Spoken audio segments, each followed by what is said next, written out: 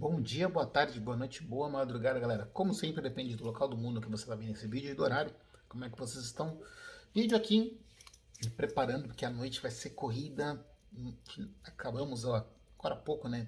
Não tão agora há pouco, mas ainda estamos na repercussão, então tem bastante texto para fazer, mas agora que eu voltei ao ritmo normal, vamos falar um pouco do que foi Corinthians 3, Fluminense 0. Outro placar errado, né? Para mim ia ser imaginava que seria um bom jogo, como aconteceu, mas achava que ia ser só um 2-1 a favor do Corinthians. Se bem que um 2-1 meio que equilibra, porque o terceiro gol foi contra do Felipe Melo, né? Para ter aquela um Ares aí, teve aquela questão do como é que a gente pode falar ainda um ar de crueldade ainda, porque o Felipe Melo jogou muito tempo no Palmeiras, fez história, tudo mais, foi pressionado. Mas vamos lá sobre a partida, né? O Diniz, ele acabou mexendo, tava sem o André, tava sem o Nonato, teve que colocar o Wellington e optou pelo Martinelli no meio de campo. O Corinthians entrou com o que tinha de melhor e mostrou um detalhe que eu já vou começar logo de cara falando, né? O pessoal falando por que, que o Vitor Pereira não consegue, qual que é a cara, o que, que ele quer pro Corinthians? E a hora que ele teve semanas livres, a hora que ele teve menos jogadores no departamento médico, a gente conseguiu ver como ele pensa no Corinthians jogando. O Corinthians no primeiro tempo sufocou o Fluminense, o tricolor cansou de errar passes, tentando aquela saída de bola que é característica do Diniz. Quem conhece qualquer trabalho do Fernando Diniz sabe que ele gosta de. Ele evita todo o tempo sair estourando a bola, ele evita chutão, ele gosta que o time dele saia com a bola dominada. Aconteceu isso hoje. E teve alguns momentos até quando tentou dar um chutão onde saiu o gol, na verdade, né? O Corinthians abriu o placar, foi num chutão que deu errado. Um golaço do Renato Augusto, primeiro tempo 1-0. E o Corinthians se desgastou muito fisicamente, então correu muito durante uns 35 minutos, sufocando, não deu espaço para o Fluminense jogar. Teve na segunda etapa, o Corinthians acabou, o cansaço pegou um pouco, o Fluminense se abriu, veio, precisava não podia ficar atrás, precisava também tentar criar alguma coisa, precisava pelo menos do empate para tentar avançar, pelo menos levar a partida para as penalidades. E você teve o Ganso, que acho que é um jogador que vale a pena a gente elogiar também. A gente tem que pegar e reconhecer quando um jogador que é muito questionado melhora. O Ganso foi o jogador mais lúcido do Fluminense hoje. Em uns, ia falar três, pelo menos uns 6, 7 lances que ele teve um pouquinho de espaço, ele clareou a jogada, acalmou, achou passes bons para os companheiros, mas faltou o pessoal, os companheiros dele estarem na mesma rotina. Você viu o Cano jogando muito mal hoje, o Arias jogando mal, o Matheus Martins. O Fluminense teve muitos problemas individuais, também mérito da forma como o Corinthians jogou hoje, atuou. Então o Corinthians, principalmente na parte defensiva, o Corinthians jogou e mostrou uma coisa que eu comento muito, que infelizmente o Diniz ainda não tem. O Corinthians jogou de uma forma equilibrada, o Corinthians finalizou muito mais, deu mais perigo. O Cássio trabalhou bem menos que o Fábio, vamos dizer assim.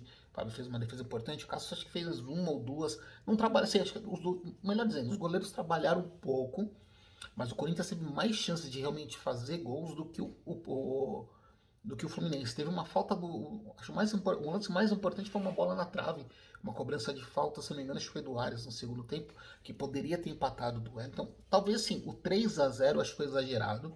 O 2-0 talvez teria sido mais justo, mas a gente teve problemas. O Corinthians também pecou na parte ofensiva. O Gustavo Mosquito já levanta aquela questão porque alguns torcedores do Corinthians falam que o Corinthians precisa atrás de um ponta direita, né, alguém para jogar lá, porque você tem um Adson que oscila e o Mosquito que tem as suas limitações. O Roger Guedes, apesar do passe pro gol, né, ele acabou não jogando bem. No segundo tempo, principalmente, ele errou muitos passes, deixou o time em maus lençóis, mas elogios hoje, assim, falando da parte de alguns jogadores que atuaram bem tecnicamente.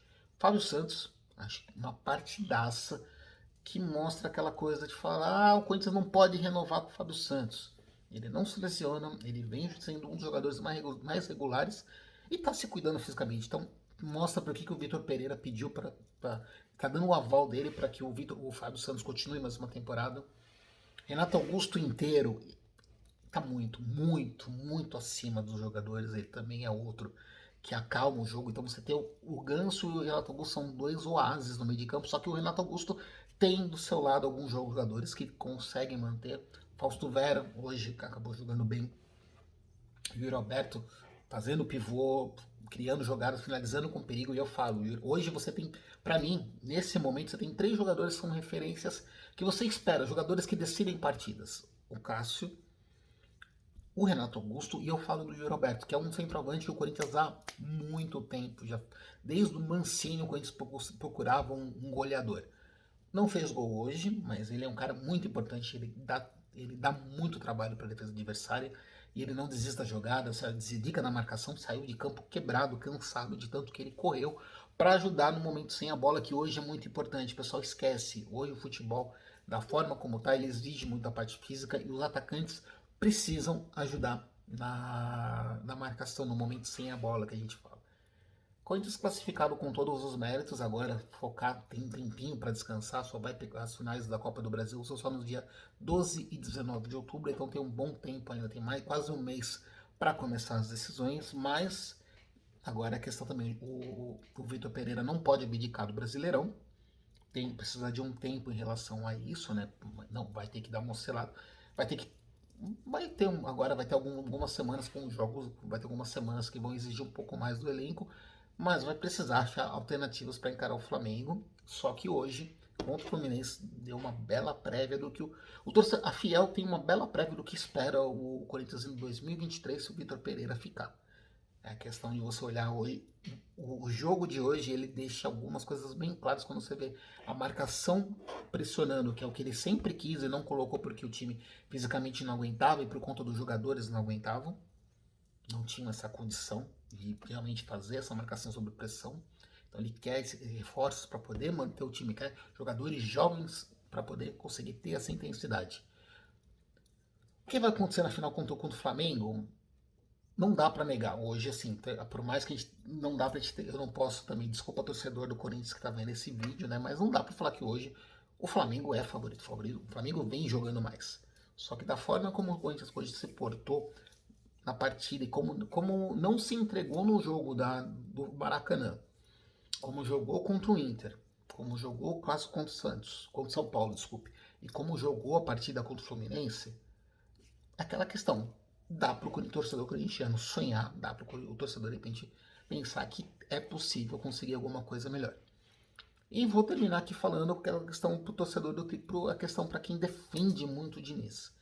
O Diniz faz um futebol ofensivo, um futebol que joga para frente, mas o grande problema do Diniz, ele não consegue deixar o time equilibrado. O time dele sofre muito na defesa. Você numa semifinal de Copa do Brasil toma 3 gols e não conseguir fazer nenhum, não conseguir fazer o time criar, não achar alternativas, é necessário você pensar um pouco. Então acho que assim, o Diniz precisa dar uns 2 passos atrás e repensar alguns conceitos dele. Vamos assim, está aberto a outras ideias de jogo, porque só atacar já provou. O Diniz não tem pouco tempo de treinando tênis de futebol. Já passou pelo Atlético Paranaense, Fluminense, Vasco, São Paulo, Santos. Se não me engano, acho que passou pelo Vasco também. Tipo, são vários times grandes do Brasil e ele não ganhou nenhum estadual. Será que é só mero acaso? Gosto, o futebol dele é legal de ver jogar. É um futebol ofensivo, que procura o ataque a todo momento. Mas você não ganha o jogo se você não tiver equilíbrio. Se você não souber se defender muito bem.